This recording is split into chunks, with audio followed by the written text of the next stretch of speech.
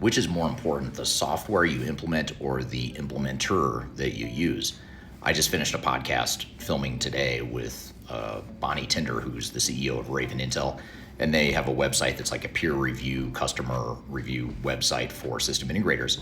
So I had her on the show, and we were talking about some of the leading system integrators, the ones that had the highest ratings, as well as some of the things you should consider as you're going through the evaluation and choosing a system integrator.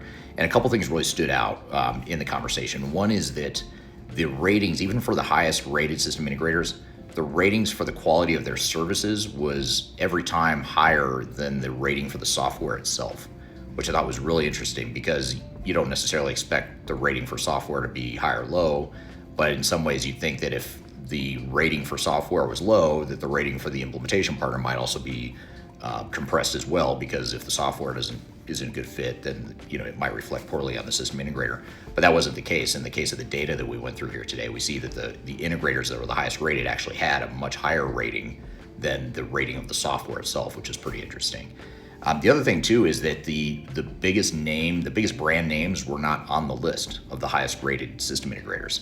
So all those big four consulting firms, the really big global system integrators, they were not on the list. They didn't have amongst the highest ratings. The ones that were the highest rated time after time are mid-market, lesser known names. In many cases, I hadn't even heard of some of these system integrators, but those companies with hundreds of customer reviews show that their customers are rating them a lot higher than their peers from some of those bigger system integrators. But I'd love to hear from you. What are some of the biggest things you're looking for when you're choosing a system integrator? What have some of the pitfalls been? I'd love to hear your feedback on that.